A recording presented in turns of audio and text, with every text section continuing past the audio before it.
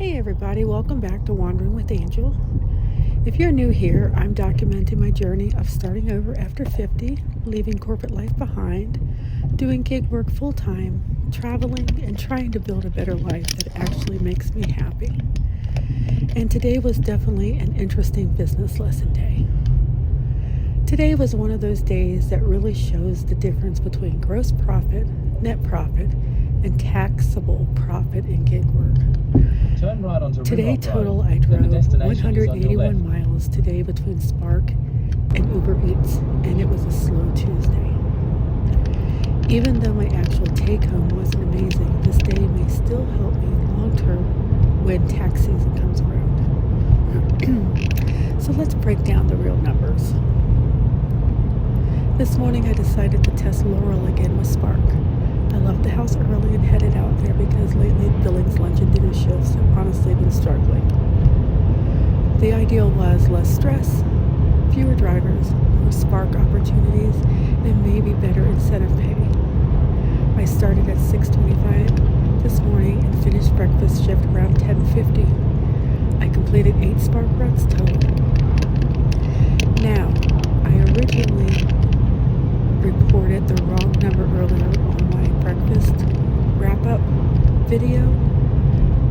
I was looking at confirmed earnings only, but my actual breakfast total with the pending tip today was $101.92 gross. Here's the crazy part. I drove just for breakfast shift alone for Spark 133 miles during breakfast, including the drive from my home to Laurel.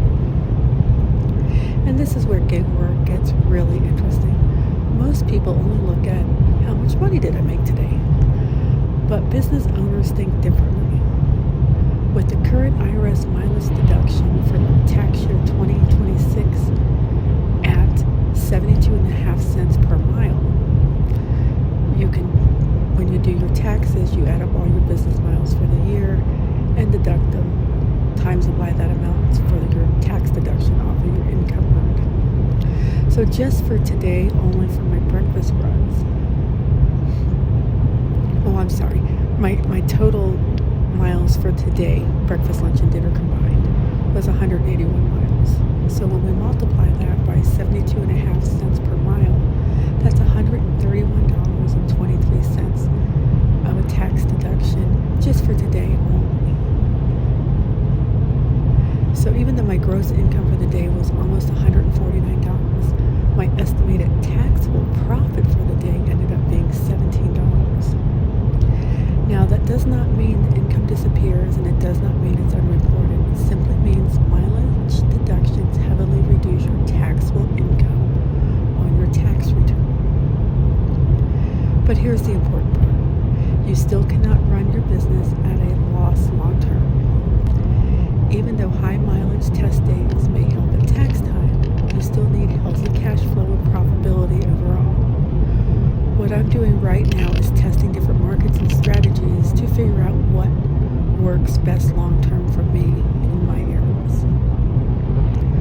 For lunch today, it was pretty rough.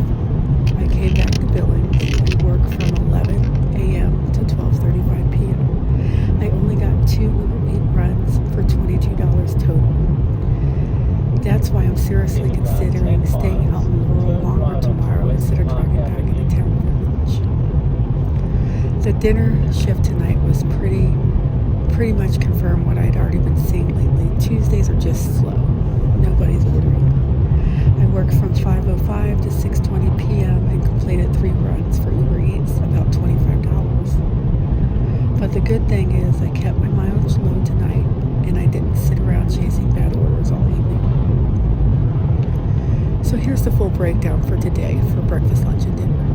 My gross income was $148.89. I drove 181 miles, most of them from Spark for breakfast. My estimated gas expense was $23. I withhold 20% of all my earnings for tax withholding and maintenance reserve.